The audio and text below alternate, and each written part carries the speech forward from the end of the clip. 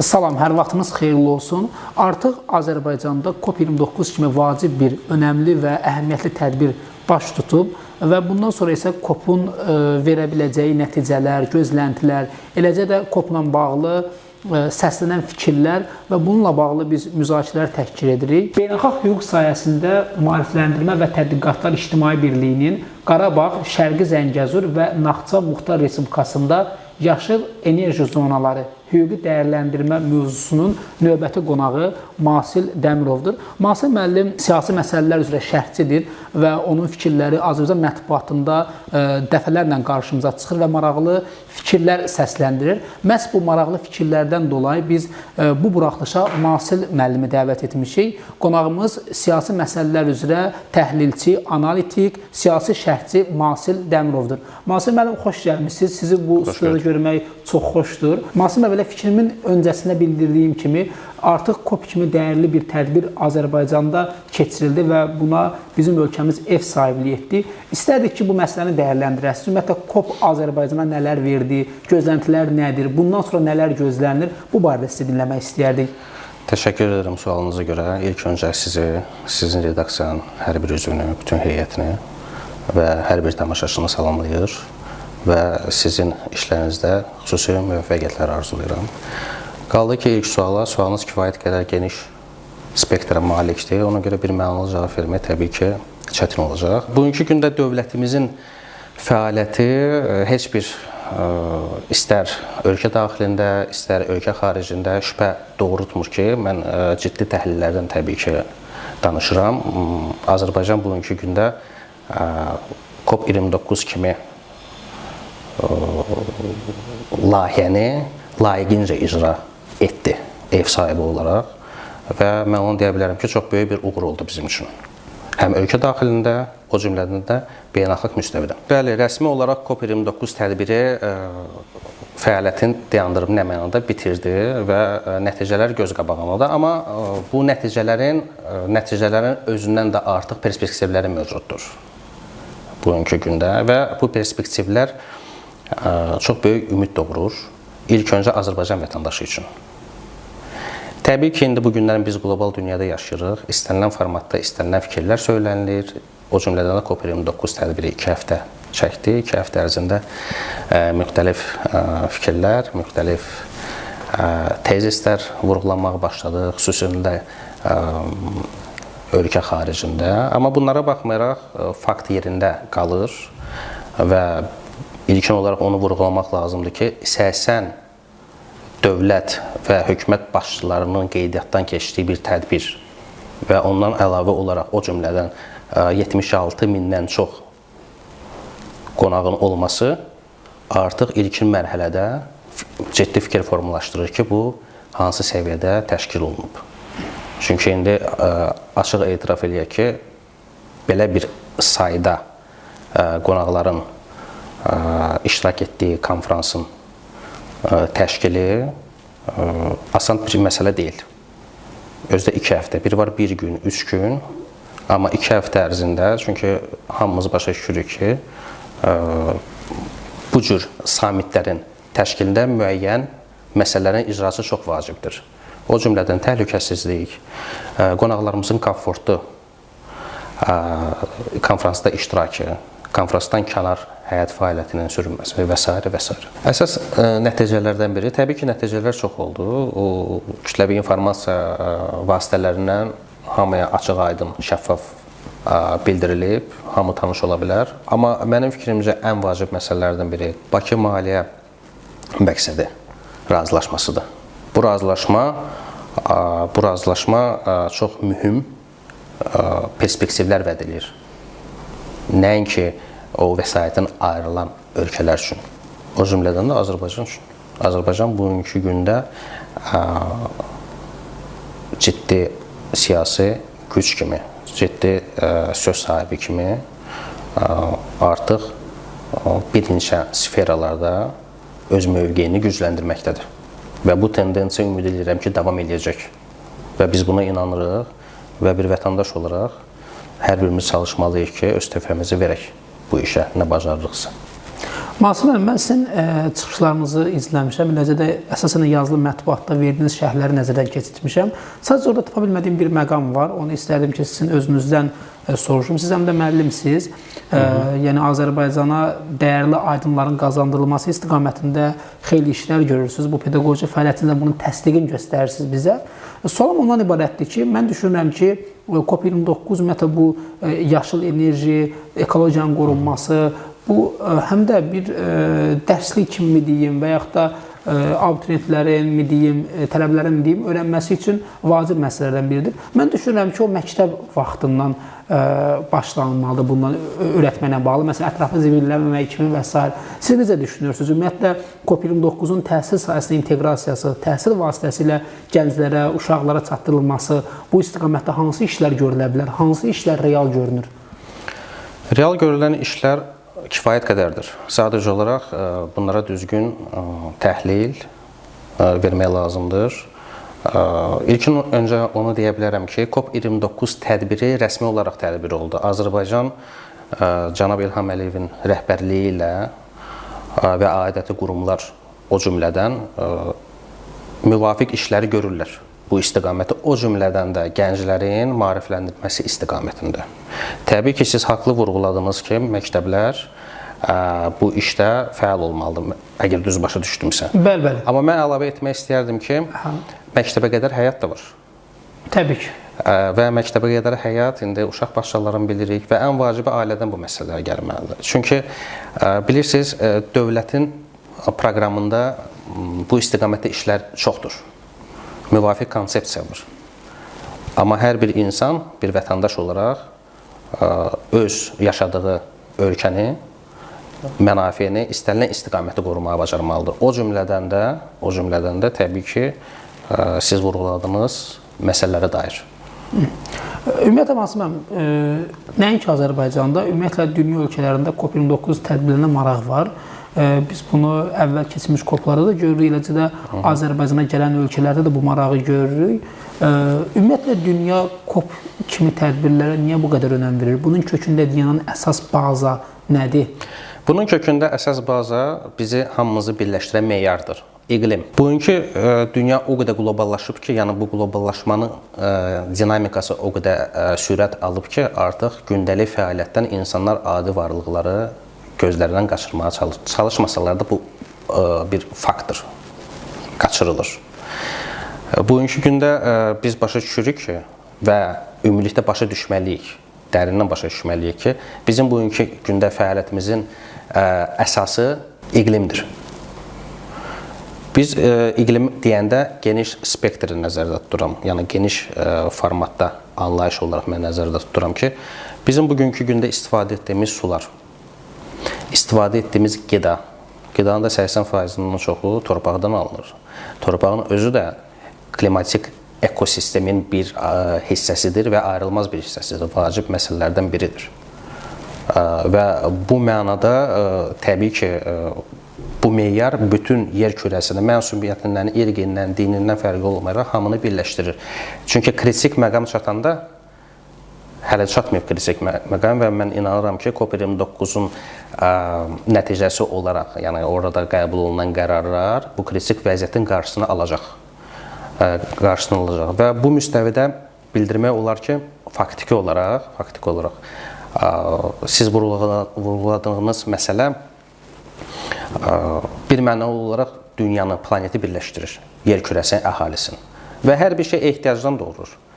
Yəni, bugünkü gündə hansı ölkə, müəyyən ölkələr var ki, orada ekoloji infrastruktur çox yüksək səviyyədə sayılır, dünya səviyyəsində sayılır. Yəni, müəyyən qüvvələr onu saymaya bilər, amma müəyyən qüvvələr sayılır. Orada, məsələn, onlar deyə bilər ki, bizdə heç bir problem yoxdur, amma o əsas vermir ki, onlar bu iqlim məsələlərinin həllində çəkilib kənara dursunlar, heç bir töhfə verməsinlər və s. Amma bu 2 həftəlik summit çox ciddi şəkildə nəticələr verdi. Çox ciddi şəkildə və mən güman edirəm ki, yer kürəsinin əhalisinin və əksər ölkələrin hazır olduğunu bildirir və bugünkü gündə tərəddüd edən ölkələr də çox güman ki, müəyyən müddətdən sonra onlar da fəal, aktiv qoşulacaq bu prosesə. Çünki bu yenə deyirəm, bu iqlimdirsə, bu hər bir insana şamil olunur, hər bir xalqa, millətə şamil olunur. Ona görə bu cür tədbirlərin keçirilməsi təbii ki, yer kürəsinin əhalisini birləşdirən meyardır. Çox vacib məsələdir. Ümumiyyətlə, mühasibə bir məsələ də var, onu da mütləq vurğulayaq. COP29 birmənalı qarşılanmadı. Qərb ölkələri, xüsusən də ermənipərəst qərb ölkələri COP29 əleyhinə nə qədər təbliğat, yəni söhbət anti-təbliğatdan gedir təbii ki.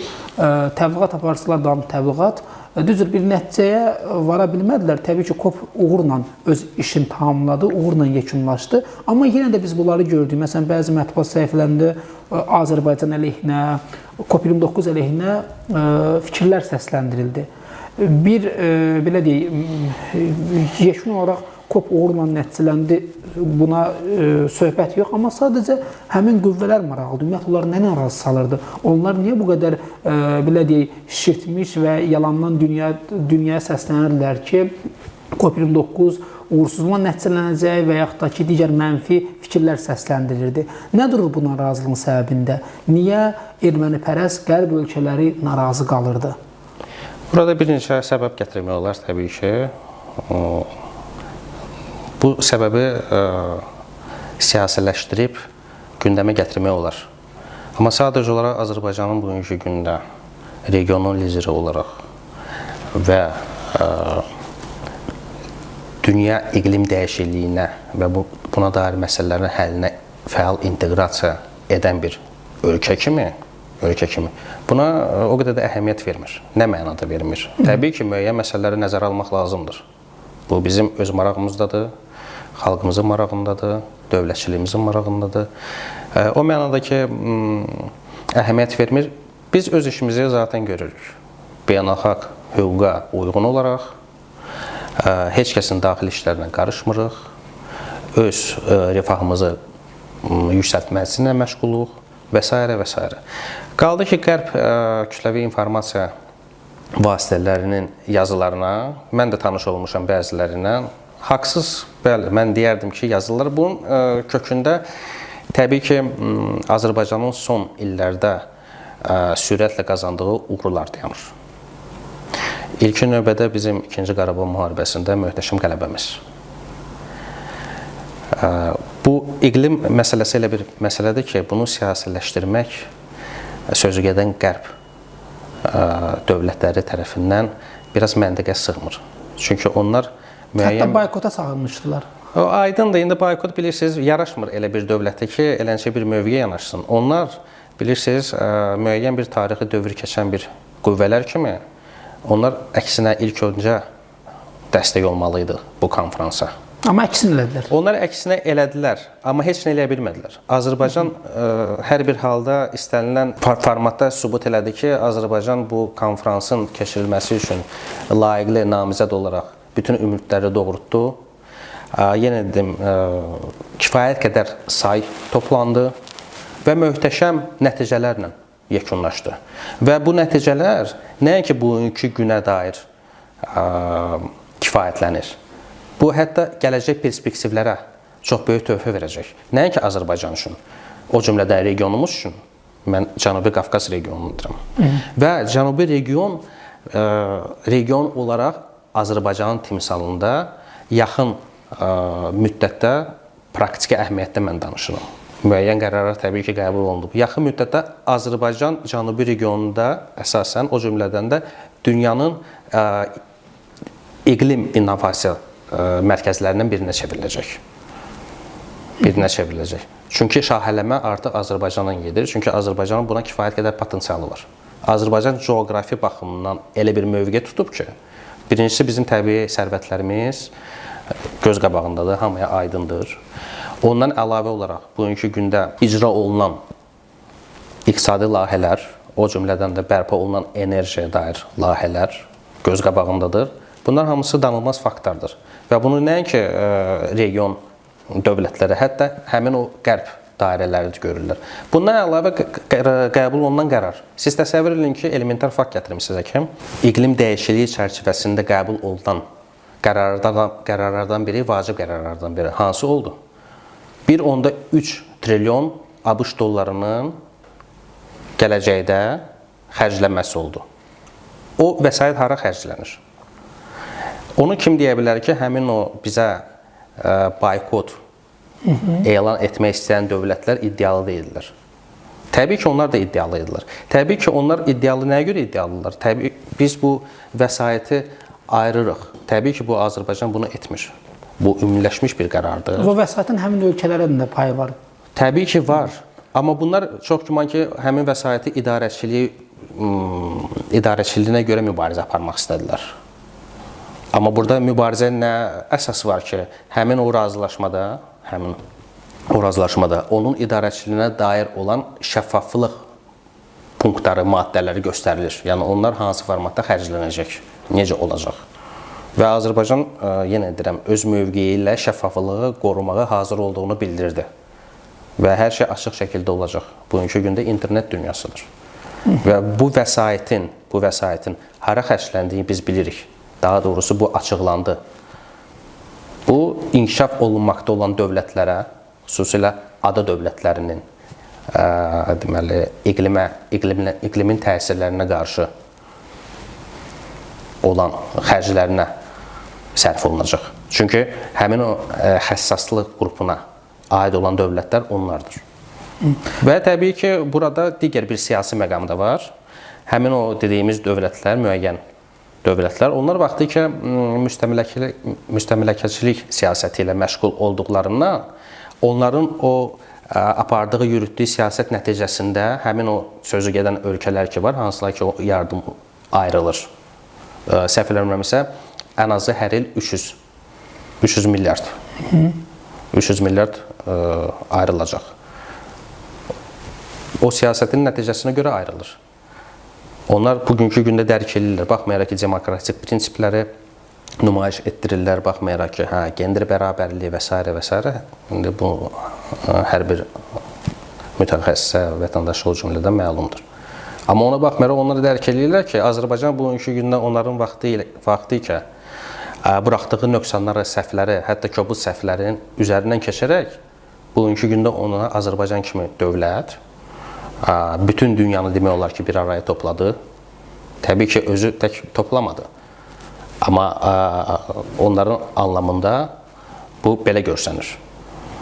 Və Azərbaycan bugünkü gündə iqlimə qarşı yox, iqlimin dəstəkləməyi istiqamətində öz töhfəsini verir. Və onun kifayət qədər potensialı var. Bu da təbii ki, Azərbaycanın gündən-günə nüfuzunun artmasına səbəb olur. Artıq Azərbaycan dünyanın qlobal iqlim xəritəsində öz sözünü demiş aktorlardan biridir. Yəni, söhbət burada erməni meyilli qərb ölkələrindən gedir.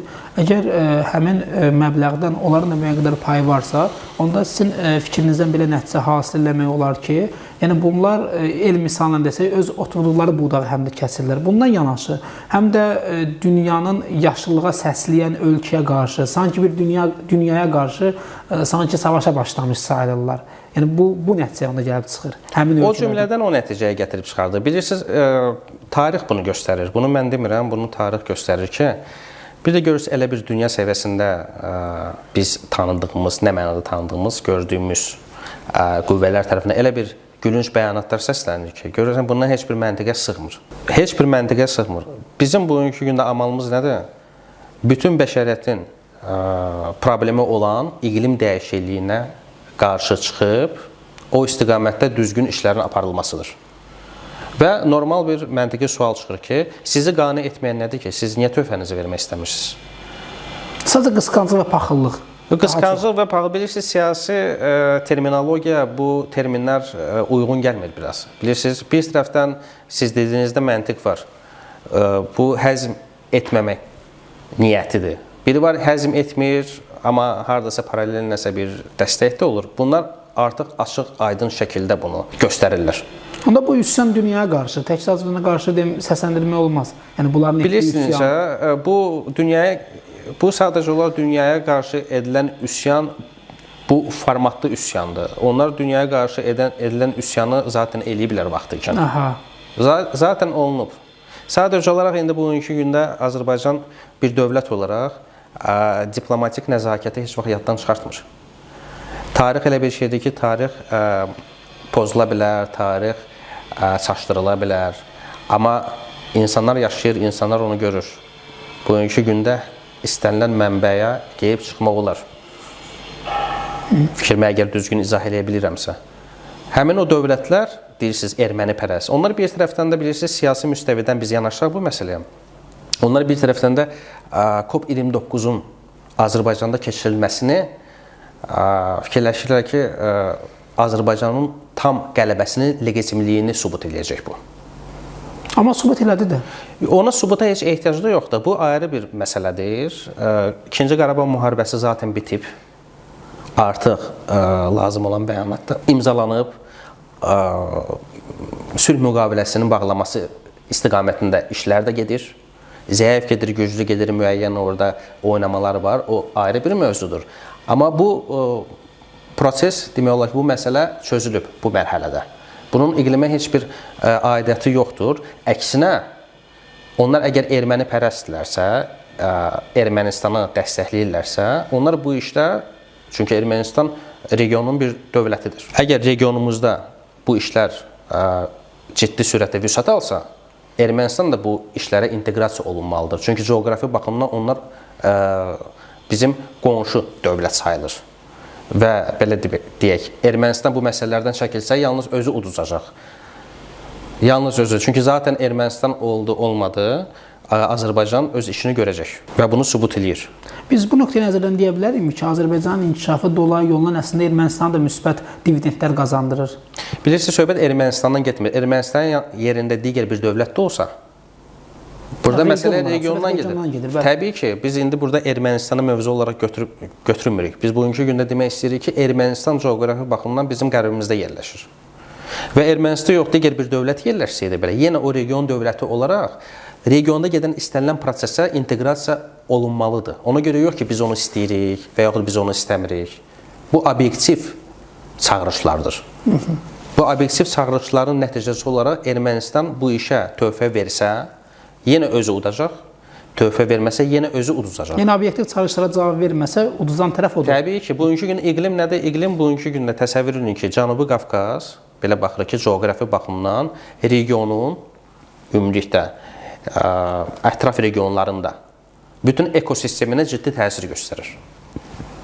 Ciddi təsir göstərir. Və bizim regionda hansısa bir narazıçılıq olsa, bunlar hamısı bir-birinə zəncirvarı bağlıdır. Təbii ki, bu digər regionlara, digər dövlətlərin ekologiyasına ciddi zərbə vura bilər. Və nəticə etibarilə onu deyə bilərəm ki, həmin o erməni pərəst qüvvələr həqiqətən də erməni dövlətini, Ermənistanı dəstəkləyirsə, onlar ilk növbədə Ermənistanı düzar eləməlidir ki, siz də iştirak edin. Sadəcə olaraq o dediyiniz qüvvələrin mövqeyi tam bəlli deyil. Onlar heç bir məntiqə sığmayan addımlar atmaq çalışırlar. Məsələ bununla gedir. COP29-un əsas şərtlərindən biri də yaşıl iqtisadiyyata keçiddir. Ümumiyyətlə, Azərbaycanda bununla bağlı artıq real addımlar atılıb. Şərqi Zəngəzur, Qarabağda yaşıl enerji mənbələri sürətlə davam etdirilir. Siz bu məsələləri necə qiymətləndirirsiniz? Ümumiyyətlə, gedişat nələr vəd edir? Gedişat yalnız müsbət nəticələri vəd eləyə bilər. Mənfi nəticə burada inanmıram ki, olsun, amma obyektiv yanaşsaq,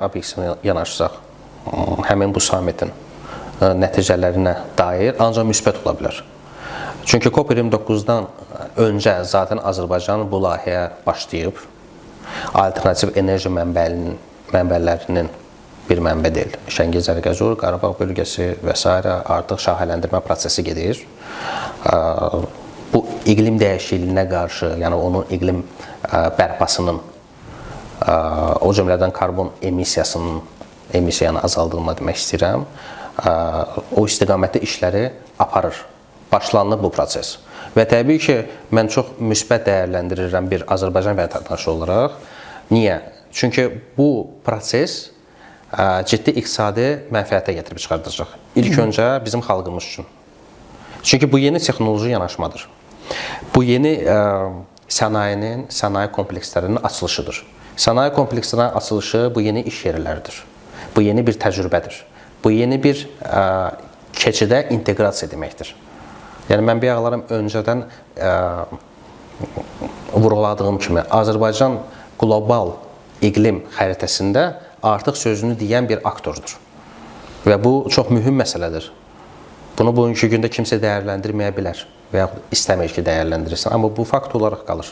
Mas, mən çox sağ olun. Təşəkkür edirəm gəldiyiniz üçün. Maraqlı müzakirələr apardıq. Hörmətli tamaşaçılar, xatırladım ki, qonağımız beynəlxalq münasibətlər üzrə analitik, siyasi şərhçi Masil Dəmirov idi. Biz Masil müəllimlə COP29 tədbiri ilə bağlı və nəticələr, ümumiyyətlə gözləntilərlə bağlı müəyyən fikirlər irəli sürdük və müəyyən müzakirələr apardıq.